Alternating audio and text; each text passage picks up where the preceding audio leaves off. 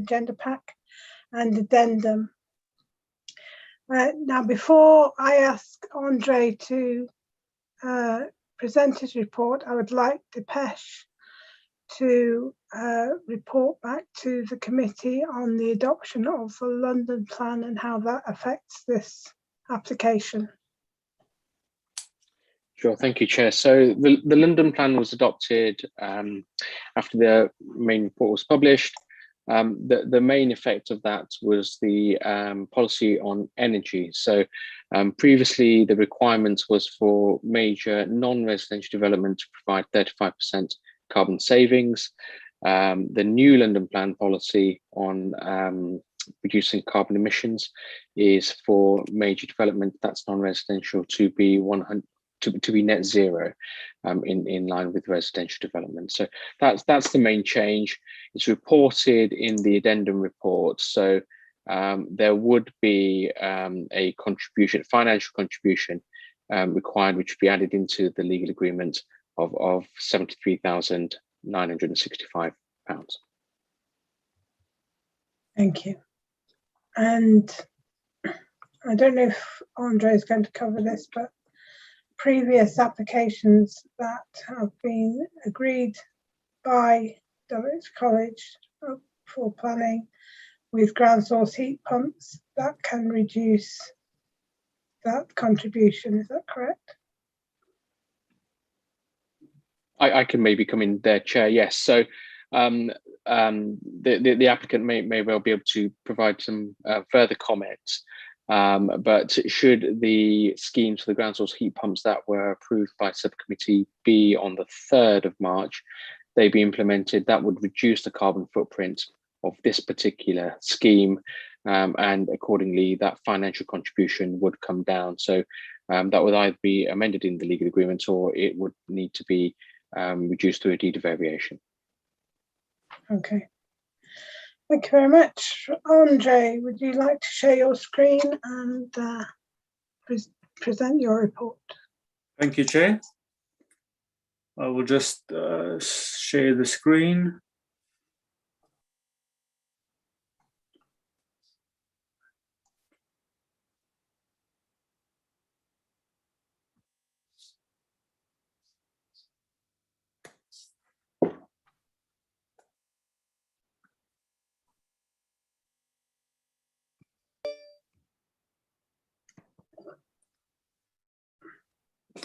Can everybody see that? We can see your blank screen. There we go. That's it. Thank you very much. This is page 26 in the member pack, and the site is shown outlined in red. And you can see the buildings relevant to the application are shaded in red as well. And the site is part of Dulwich College and comprises the junior and lower school buildings. The site is bounded by other Dulwich College buildings to the north and to the west, and playing fields to the east, and Huntslip Road is to the south, and you have College Road directly to the east of the site as well. And the next slide shows the buildings in context. Now, if I just go back, then you'll see there are 6 buildings as part of the application, and they are surrounded by hard standing and landscaping, and there's a large number of trees as well. Now, the trees are just outlined in those locations there. The existing footprint is 1,742 square meters, and the proposed development would extend the footprint by 433 square meters. And this is indicated by the light blue-green shade on this plan. And it is noted that the number of classrooms or student numbers won't increase. Some classrooms would move around within the buildings, but there won't be any additional classrooms. So in terms of the junior school, the it's proposed to construct a new single-story junior school hall, which is this building there, which are between the two schools. And in terms of the lower school, it's proposed to replace the existing single-story prefabricated library and ICT buildings, which is this building there. That will be a new 3-story building, and there would be 2 classrooms on the upper floors. And that building can be seen in elevation from College Road, which is, I'll have to zoom in there, you can see the difference. It's this building there. And that's from College Road. And there's also landscape proposals, which would be on the next page. And this plan shows the removal of 7 trees, and there would be 3 semi-mature trees, which would be between 6 and 7 meters in height. And I think that's 1 tree there, and a second one there, and a third one is in that location. So in terms of landscaping, that's a broader strategy, and that would be conditioned as well. And it's also proposed to plant vegetation in the middle of the site. And just linking to the trees and the capital asset value for amenity trees, that's calculated roughly at £31,000, and that would include a figure of £16,000 for works carried out previously, not part of this application, but which were picked up when the site visit was conducted by our urban forester. So that's included in the 31,000. And the next slide shows the existing lower school elevation. And in the lower, this part of the plan, you can see the view from College Road, and this is the proposed view from College Road, being the 3-story building which would be seen from that road. And this plan also shows the northern elevation, proposed northern elevation of the lower school, and that would be a 3-story extension, which would be provide more circulation space. And the next, so I just want to go back to page 30. So that would be just zooming in on that view there. You will have an extension viewed from College Road again, which would be a new administration and well-being building, which would have double height entrance as well. And the next page shows the existing north elevation from the lower school, and it's also proposed to extend and overclad the original lower school building by constructing a 2-story extension to the north elevation of the main building, and that can be seen on the top part of the screen.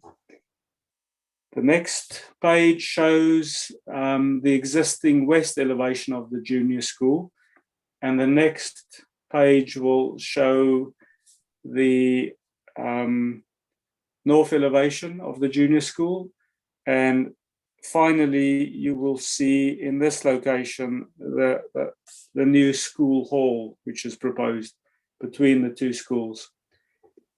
I will just talk about the community facilities which will be provided. I'll just go back to the original slide. This is probably appropriate. There will be community facilities, and in the addendum there's more details in paragraph 9 of exactly how the spaces will be used. But in short, this part of the site is where the well-being hub is, and there will be 2 35 square meter rooms that could be used. And this is the location of the junior hall, which has 148 square meters, which can be used. And the new arts wing, I believe, is also a space that can be used. 3 rooms of 55 square meters. I think it's in that location. And finally, on community access, Dulwich College is part of the Southwark Schools Learning Partnership, which comprises a network of 17 independent and maintained schools across Southwark and the neighbouring boroughs, and it's likely that they would access to the site as well. In terms of metropolitan open land, the proposal was assessed against Safe Policy 3.25, and the proposal would replace elements of the existing buildings and would increase the footprint by 25%. I can go back to this slide, which shows the 25% increase shaded in blue, light green. Now, in terms of the harm to the MOL, other than from the proposal's inappropriateness, it is limited to the impact on the openness of the MOL and the loss of trees. These harms are not considered to be significant, as the impact on the openness is limited and mainly on views on the campus from College Road, which I refer to the views from College Road towards that 3-story extension. Most of the development proposed is set well within the contemporary campus, where there are a number of buildings and would be read against this background. So the point I'm trying to make is that in this case, you have already built up part of the site, so the impact on MOL would be less. And the loss of trees would further be mitigated by 3 replacement trees and planting part of the landscaping scheme. So this harm can be weighed against the benefit of the enhanced educational facilities and the access that would be provided to the community for the new facilities. This comprises the very special circumstances to allow development on MOL. It should be noted that the development of a similar scale has been approved relatively recently and under the same development plan policies, bar the London plan changes, such as in 2013, and that was for a 2- and 3-story science block building. The proposed architectural changes, including additional height and changes in materials, would be high quality, and overall it would complement the significance of the listed Barry building by respecting it in terms of materials, height and scale. The proposed development would be successful in modernizing and unifying the buildings on the site. In terms of amenity, the proposal would not lead to a feeling of enclosure, loss of daylight or sunlight or noise to adjoining properties. It's separated by quite a distance from the closest residential properties. And the proposal would be delivered in 2 phases, and thus it is recommended that permission be subject to a construction management condition, which would ensure that the amenity of neighbouring properties would not be harmed. And in terms of transport and highways, the proposal would not give rise to any issues in that regard. Depeche mentions sustainability and energy, so I will just briefly summarize what he said. In short, the total amount for the carbon payment is £73,000, which is roughly broken up into the new build and the existing building, which is in the addendum. So it's £16,771 for the new build and £57,194 for the existing building. And as Depeche said, that figure may reduce if the previously approved ground source heat pumps are implemented. And it is recommended that permission be granted subject to conditions relating to flood risk, land contamination, ecology, and energy and sustainability. And as no objections have been received from local residents, it is recommended that permission be granted subject to the conditions listed in the officer report and the completion of a legal agreement and referral to the Mayor of London. Thank you, Chair. That's the end of my presentation. Thank you, Andre.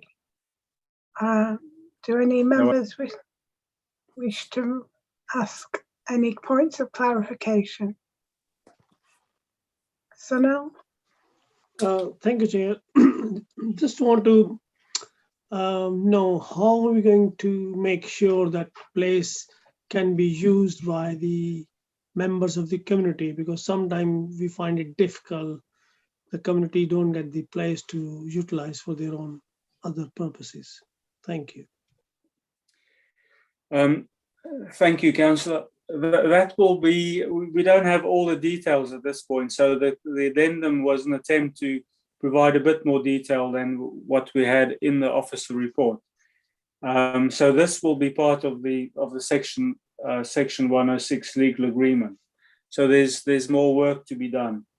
And I know in other applications there have been working groups where members have been involved. So that's possibly something that we can offer to members to have an input in that. We can also ask the applicants how they intend to manage that as well. Any other points of clarification? Councillor Morris? Yes, maybe come back to this at the end, but just in terms of members being part of a working group on this sort of situation, I am indeed one of those members, part of one of those working groups, and I have to say it's really important that everything is properly agreed up front in the section 106, because being on the working group when the section 106 hasn't been drawn up the way that actually benefits what you want is so yes, so it's point of, it's not really a question, apologies, Chair, but I just wanted to make that point that it's important to get it sorted out now, not later on. Councillor Seaton? Can you hear me all right, Chair? Yep. Yeah. Okay.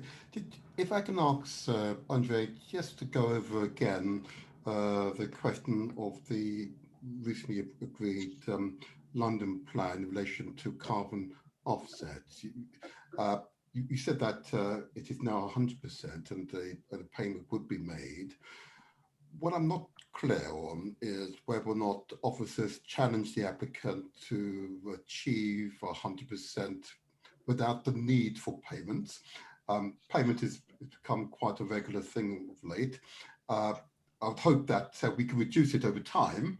But I just want to understand the challenge you posed to the applicant and why you conceded and are recommending we accept this payment. In the document submitted to us, the applicant set out their reasoning for excluding certain elements in achieving a bigger reduction.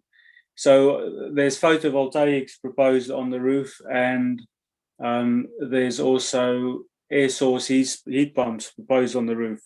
And in terms of the amount of those measures provided, we can't see that there's more space on the roof as such to provide more of those. I can perhaps give the Pesha an opportunity to contribute as well. Thank you, Andre. I think for this one, Councillor Seaton, they've really tried very hard. So from memory, I think for the new building, the reduction is 69%. So that's a considerable reduction. So they've really pushed all of the elements, including the energy efficiency of the building itself, and then looked at renewables. For the existing building, there's a 40% reduction. And as members will be aware, with existing buildings, there are many more constraints to reducing the carbon emissions from them. But so they're the reasons we were satisfied with the energy statements. And I think the applicant's energy consultant is here if you have any more detailed technical questions for them. If I may, Chair, just to follow up, and thank you, Andre and Depeche, for that initial response, and I observed the examination in public of the London plan, and what most contributors seem to suggest is that if once the plan is clear in the minds of the designers, the design would be adapted to accommodate the London plan. Now, and I do want to be clear, at least for myself, Chair, and it would make it clear for all others that, of course, it is an incredibly important aspect of the London plan that we are able to respond positively to this. And what I'm really concerned with is that we accept payments, but we're not sure, and I'm not sure whether or not the payments which we're accepting will allow us as a council to put in place mitigation measures elsewhere that would otherwise be in this development. I'm not sure if analysis has been completed that we are able, with the sum being offered, able to mitigate, so we reach the 100% mitigation. And so and I will ask the applicant, but I want to ask the officers initially, because you're making the recommendation, Andre and Dipesh. Are you sure that the amounts which we are, you're suggesting we should accept is sufficient to ensure we achieve a 100% carbon reduction?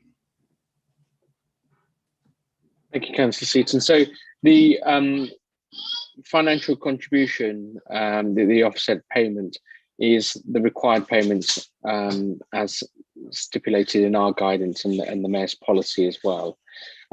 Your question on whether that would offset the carbon emissions that would not be mitigated, I'm really sorry, but I don't have an answer to that, because we as an organisation are looking at where to spend that money and how best to spend that money to get the biggest carbon savings. So I don't have an answer on that one, but it does comply with the development plan policies. Okay, thank you. Right, we'll move on. So again, we don't have anybody wishing to speak in objection to the application. So we'll move on to the applicant or their agents. We have Tristan Wigfall, Chris Barnard, and Simon Eend.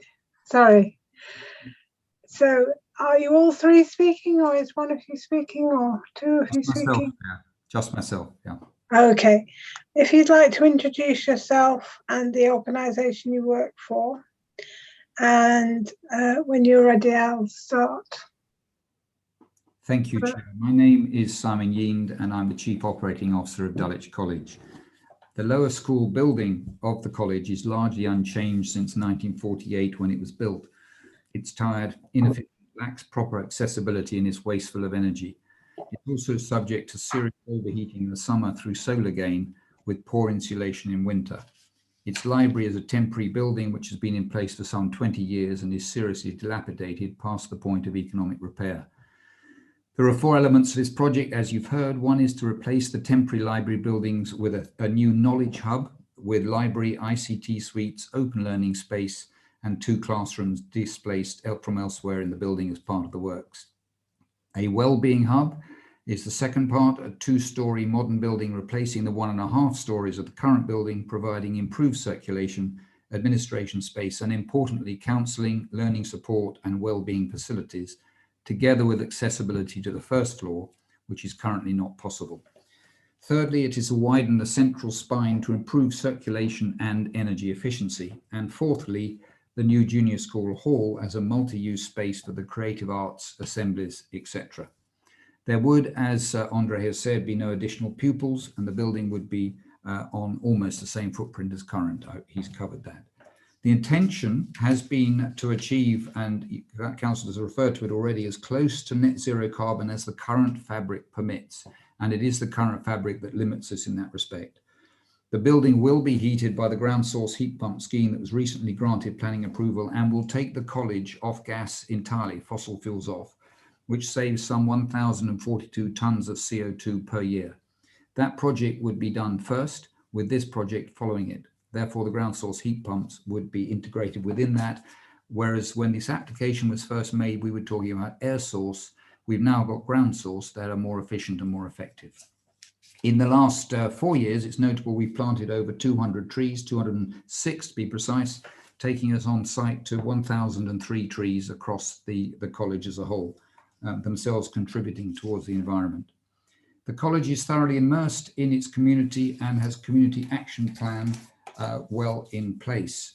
We're actively engaged, as Andre said, in 2 nationally recognised state independent school partnerships, Southwark School Learning Partnership, of which the head teacher of the college is a director, and the Southwark Community Education Charity, which sponsors a Saturday school team with about 70 pupils at each weekend over 30 weekends through the year. The community access would be designed for the library space for large and small scale community events and lectures, the wellbeing hub for art, therapy and wellness with direct collaboration and connection with official bodies, the Family Links, Place to Be and other agencies in children's and young people's charities. The enhanced hall would be a new arts wing and creative space. We have extensive engagement with the local primary schools and obviously the secondary schools through the Learning Partnership, and very happy to talk further about how we would extend and formalise that engagement. Thank you, Chair. I should say, sorry, the architect and the engineer are both here to talk about technical details beyond my capability. Thank you very much. Who'd like to kick off? Councillor Morris? Yes, thank you. So in terms of your ground source heat pumps, for which you got planning permission, or did you get planning, sorry, well, first of all, can I ask, did you get planning permission for air source or ground source ones? And actually, and does it matter which one you got permission for? It absolutely does matter. We've got planning permission for something like well over 200 boreholes on playing fields that will take the whole college off gas. Ground source is much more efficient than air source heat pumps, but also much more expensive to put in place because it goes down into the ground rather than essentially being a reverse fridge on the outside of the building. I hope I got that technically correct, but that's... So in terms of the so currently, because you haven't got that installed at the moment, you've got to do this £73,000 payment, but you won't have to do the payment if you do that, if you do the heat pumps. But financially, how does that all work out? Does it, are you still able, can you still afford to do the heat pumps? Or should I say, does it reduce what you would have to pay in shortfall significantly enough to mean that you can still afford to do the heat pumps, if you see what I mean? Does that make sense? Yeah, absolutely. The short answer is the heat pumps will be done first. It's a very expensive project. It's over £9 million capital cost, which we've got to deliver by the 31st of March 2022. And wow. will be then, once we commission it, we'll then get that we've been given provisional agreement for the tariff guarantee that will be offsetting that cost over 20 years and will reduce the overall net costs down to something in the order of 4 million. Obviously, that's not the capital cost. So we have money set aside for that project, recognizing clearly that it's a major investment. And this project of the lower school, junior school, would follow the ground source heat pump, and therefore one would feed into the other, and we would do and the money therefore would tie up accordingly. That's very helpful. Thank you. Thank you. Anyone else? I'd just like to ask about the trees. You said you planted a lot of trees, but you've also cut down a couple, I believe. What we, if I refer to Oliver Stutter, who works for He's our urban forester. yes, indeed, and we've engaged with him throughout very extensively on a landscape plan that's significantly improved the ecological environment of the college. And what we're always very clear, if the trees that have come down have been those which have either been diseased or failing, and they've always been replaced by another tree. We replaced an entire avenue of trees that was chestnuts, which were actually falling over and at risk. We replaced 36 of those with 56. We put in another 100 trees in 2019, which were additions to the current plot. And we've recently this year planted another 47 trees. They're all additional. So that took us to what was it was a sort of notional but nice target of 1,000 trees. We're now at 1,003, with 1,000 tree being a giant redwood, which I'm told will last for 3,000 years. So.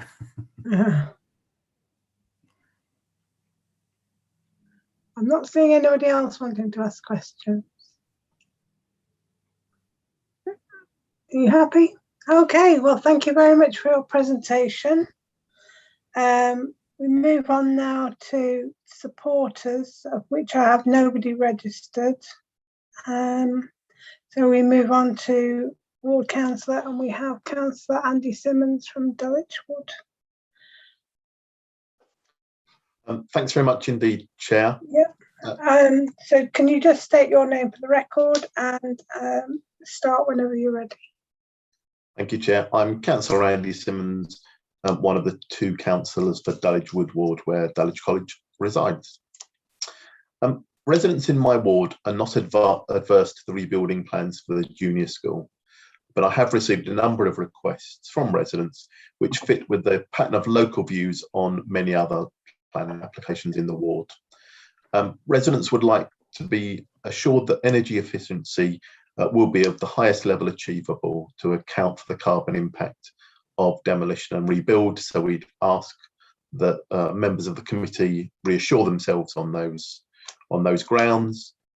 We would definitely like to see the ground source heat pumps in use for the new buildings. That would be fantastic. My ward has both state and private schools with exceptionally large catchment areas. And there is a widespread local view that pupils at all schools should be increasingly drawn from the local area rather than from further afield. So we would therefore like to see a commitment not to increase the pupil numbers to be enshrined in a condition. So we've had the commitment that pupil numbers won't rise, but we'd like that to be conditioned as well. In good weather, we have over 1,000 pupils cycling to school in the west and south Dulwich parts of my ward, which is fantastic. But we want to see a really robust construction management plan that takes into account the opening and closing time of all the different schools and nurseries in this part of my ward, and ensures that everyone is going to be safe travelling to and from school. It's very good to see a commitment to sharing facilities with the community, and the college has been a good neighbour on those grounds. As a ward councillor, I've got a good working relationship with the college, but commitments for sharing facilities at Kingsdale School, which is a state school just down the road, have foundered in particular because of the cost of paying for caretakers. And so we'd really want to see this commitment nailed down in a condition so that it's there for the next 3,000 years, as long as that redwood tree that we're all looking forward to seeing. Those are my comments. Thanks very much, Chair. Thank you. You've still got another minute if you need it. That's fine, Chair. Okay. Questions for Councillor Simmons? Councillor Morris? Thank you, Chair. Thank you, Councillor Simmons. Just on that nailing down of the detail, what is the detail that you want nailed down? So I think from the college's perspective, they're looking at sharing facilities via a partnership with both state and independent schools across Southwark, and I think that will be good. I think being able to have access to some of the parts of community, including the Kingswood estate, for example, for occasional meetings or access to sports facilities and things like that, would be something that would be very helpful indeed.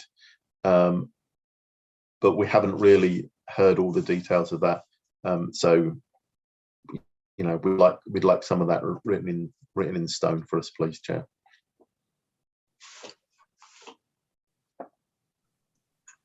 Do you want to continue, Councillor Morris? Actually, no, I think the college has got a response. Yeah. Will you allow that? Him to? Yes, I'll allow that. Thank you, Chair. I mean, entirely in agreement. It's interesting. These sharing facilities is something we're very keen to do. It depends on in a sense, two ways, because the schools that want to come to the facilities need to want to come to them as well.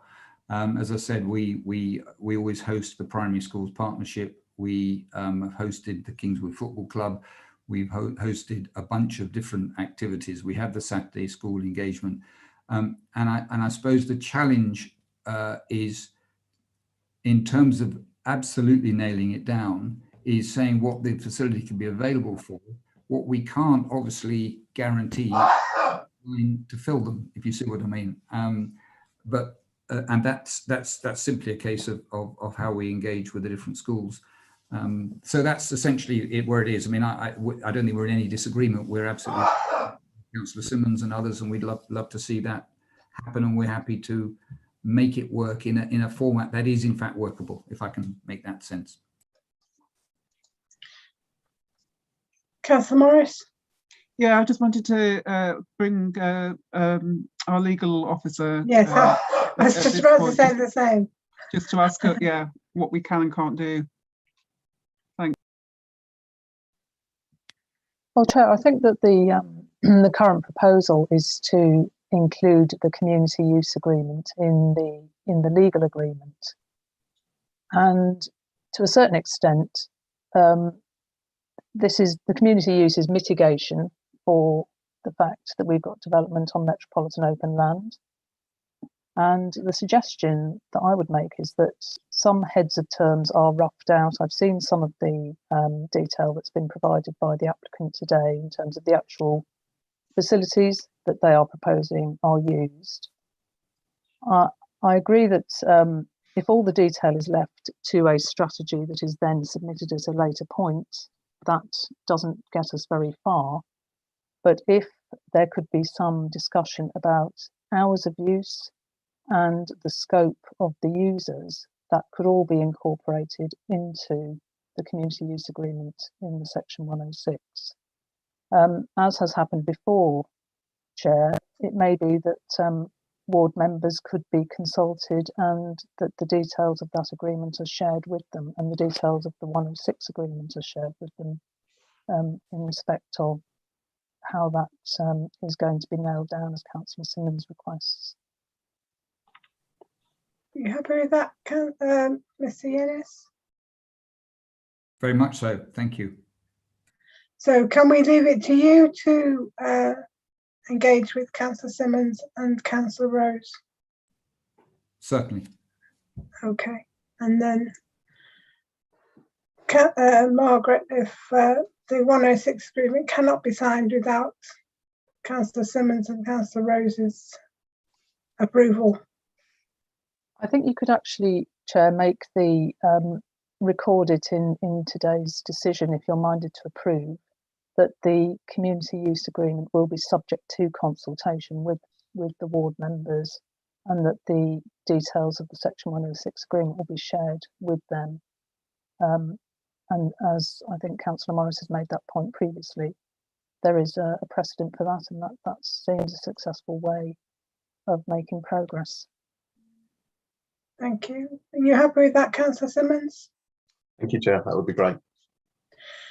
The other thing is a construction management plan. I'm concerned that we have somewhere in that the deliveries and removals from the site shouldn't be at peak times for children's travel. And I would suggest something like 8 till 9:15 and 2:30 to 5. Or is that too long? Yeah, Mr. Ennis. I mean, it was referred to in the submission that we carried a major science building project on the site about 4 or 5 years ago, and we had a similar time scale then. To be quite honest, I can't remember the exact times, but it was around much as you said there. The difficulty we would normally aim for all deliveries before 8 o'clock. And the afternoon is always problematic, and we so if you would be amenable to it, I'd be more than happy to work out the detail subject to that, but absolutely right for everybody. Thank you. Yeah, so the construction management plan, is that as a condition or is that in the legal agreement? Depeche, do you know? Chair, it's recommended as a condition at the moment, and if I've understood things correctly, you've suggested some times, but Mr. Yean has suggested that we may need to explore those times. So one thing members could consider is having an informative, or indeed actually thinking about it, amending the condition to require it to consider hours of deliveries and not conflicting with busy times for school children. Which condition is that? No.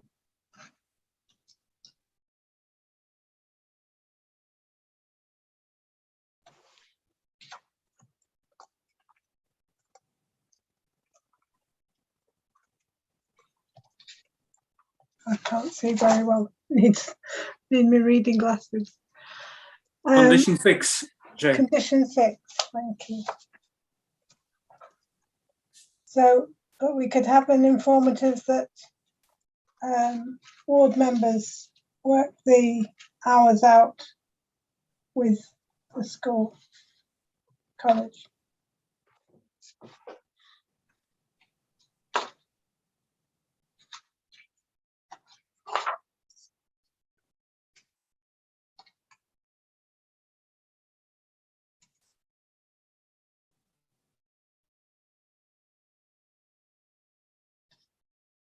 I need my glasses to read that.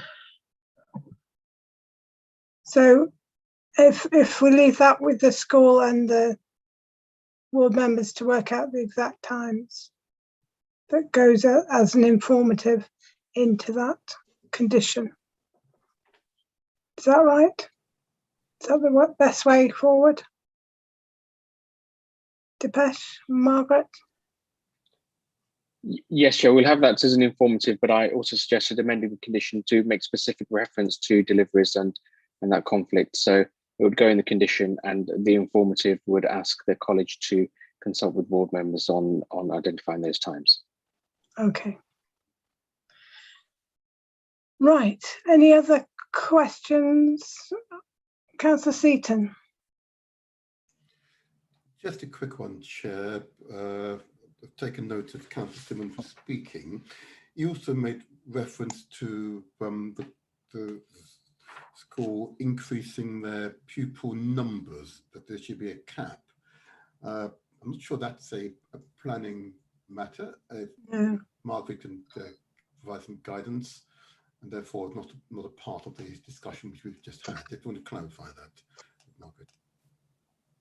Chair, I don't think that could be said to be relevant in planning terms to the application that's before you, as there is no proposal to increase the pupil numbers, and it is not a relevant planning matter, in my opinion, on this particular application. Thank you, Chair, and thank you, Margaret, for that clarification. Thank you. Right, does anybody want to ask any further clarification of Andre?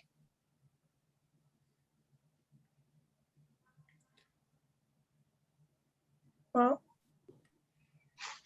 so we move to debate. Does anybody wish to make any further observations? Councillor Morris.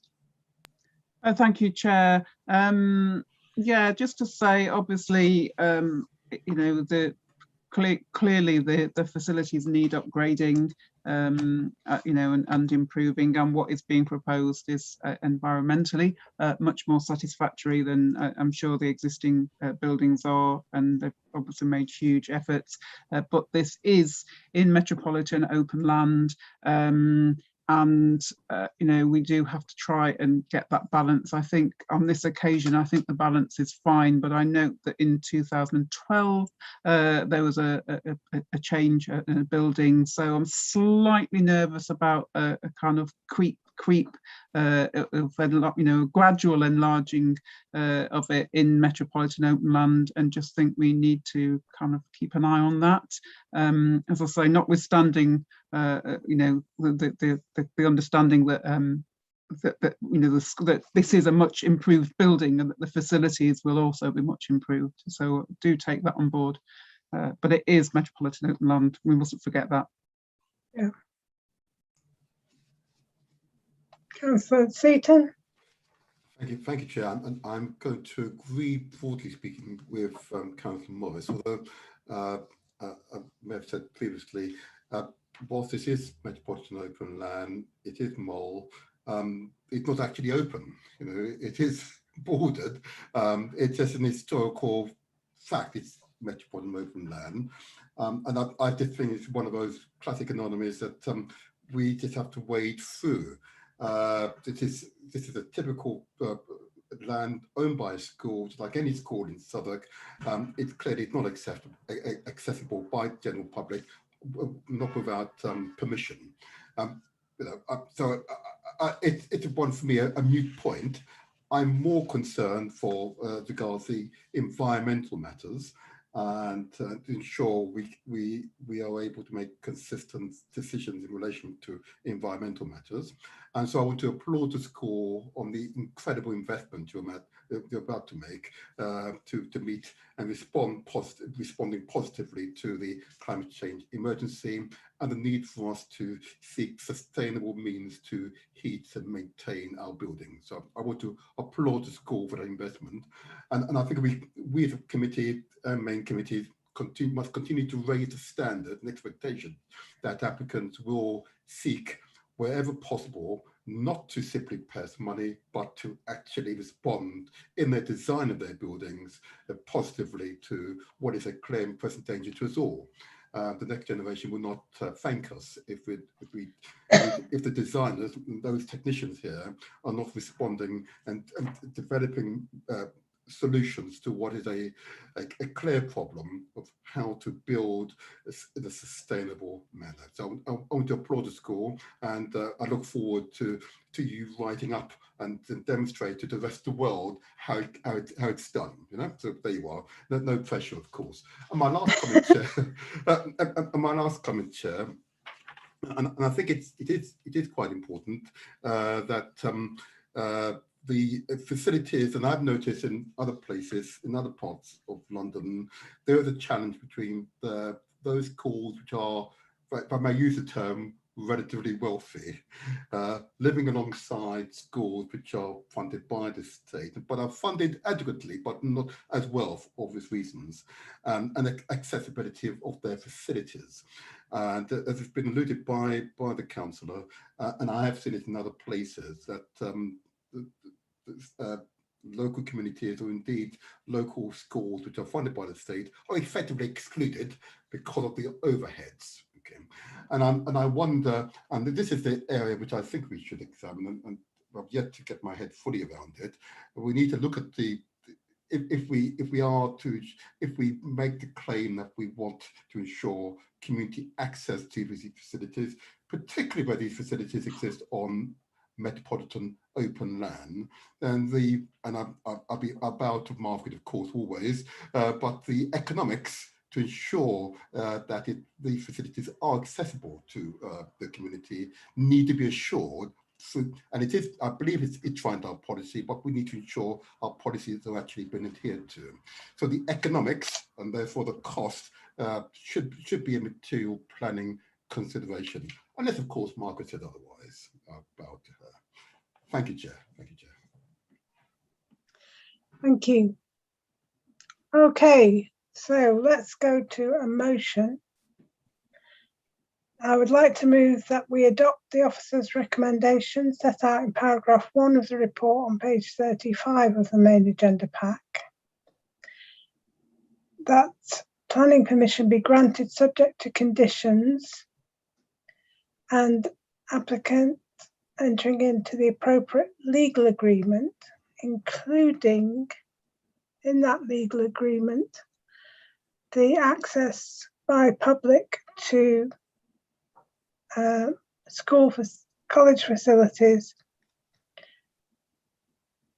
which has been scrutinised by ward members and the school. Is that all right? Chair, I would just suggest that you say that the community use agreement that's to be included in the section 106 is subject to consultation with ward members, because it will in any event be something agreed between the council and the school. Beverly, can you write that down for me? The community use facilities be subject to consultation with ward members. Board members. Oh, and what was the other? Sorry, what was the rest of it, Chair? Margaret? Apologies. I don't actually think that you need anything further, Chair, because Okay. the key principle is that there is the consultation with the ward members on that specific aspect of the section 106. Okay, lovely. And that in condition 6, the exact times of deliveries and waste removal be worked out with ward members to avoid peak times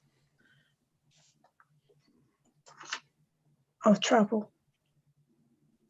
Chair, I think what it was agreed was that condition 6 would contain a specific reference to the delivery and collection times, but that there was to be an informative to say that those aspects needed to be agreed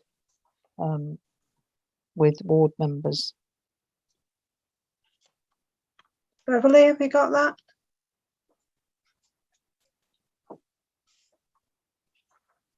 Sorry. Yes, Chair, I've got that. I've recorded it as well. So. Okay, brilliant. Yeah. Can I, Chair, if I may, just Yeah. ask a quick question of Margaret on my last piece on the prices to price to access the facilities are affordable. Is there some? That's part of the consultation with board members, I would say. Yes, but we just need to make sure it is affordable. Mm. Well, good. If I could, Chair, if I could just say that commonly in community use agreements, we will endeavour to include matters such as which facilities will be available to the users of the community facilities and what costs there may be, so that is something that is actually worked up at a very early stage.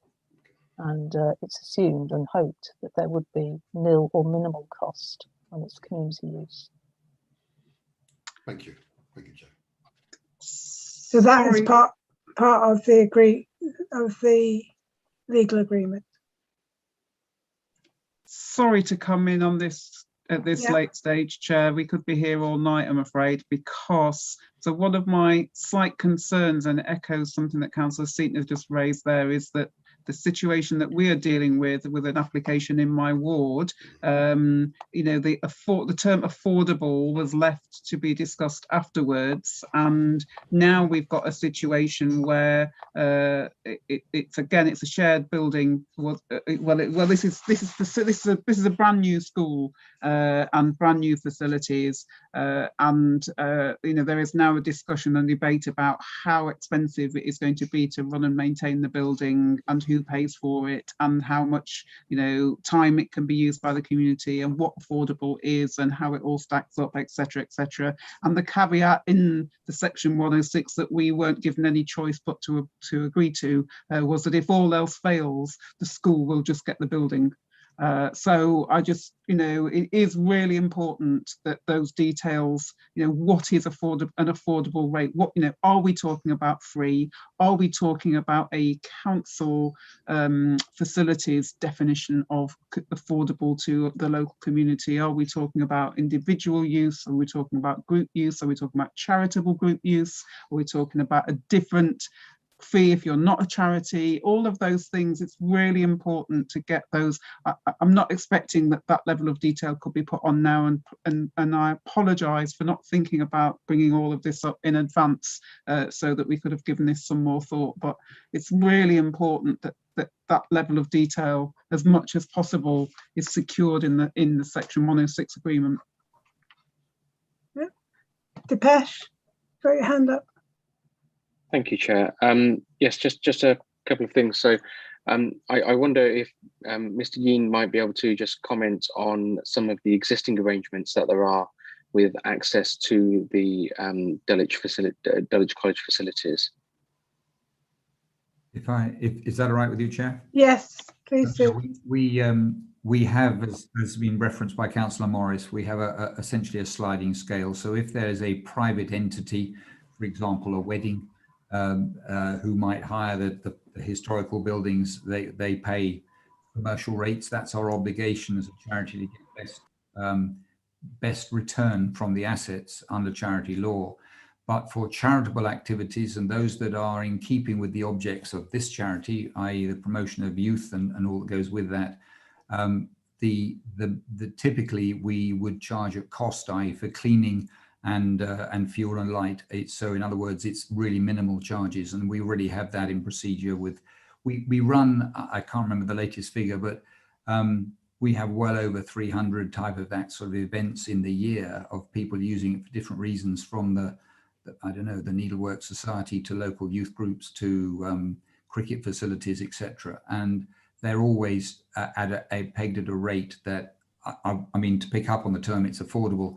Very happy clearly to go through what that looks like, but you know, for example, a cleaning charge could be £10–15 for the night, depends obviously in the period of time, and for obvious reasons what has actually been expended needs to be afforded. But this isn't a profit-making function at all. It is in order to be available to the community, and we take that very seriously. I hope that helps, if it may. Thank you. Okay, so have we got a motion? Not Chair, sorry. There was did we pick up there was some change? I haven't quite worked out what it is. There was some change that was suggested in the addendum report, the recommended revisions to the draft conditions to do with fenestration, the materials and fenestration. And I couldn't find the condition in here. I don't know, Depeche, if you can explain what that bit is about, or Andre. I can, Councillor Vice Chair, if that's okay. So yeah, the report referred to a condition requiring details of materials to be submitted, but that wasn't in the recommendation. So in the addendum, we've suggested that that condition be added. okay.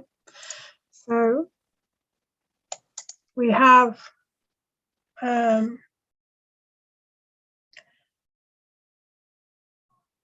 officer's recommendations plus the community facilities in the legal agreement plus the condition 6 amendment to provide the delivery times and the corrections and clarifications in the addendum report.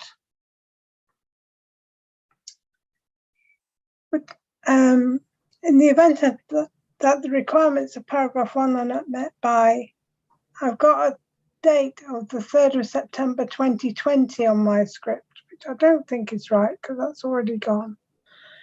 So any suggestions, Depeche, as to what date should be there?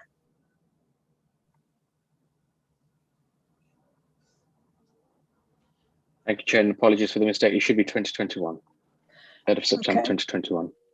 So in the event requirements of paragraph 1 above are not met by the 3rd of September 2021, the Director of Planning will be authorised to refuse planning permission if appropriate for the reasons set out in paragraph 87. Does any member of the subcommittee wish to second this? Happy to second, Chair. Thank you. We'll now move to the vote. So Councillor Del Morris, for, against or abstain. For, Chair. Councillor Maggie Browning, for, against or abstain. For, Chair.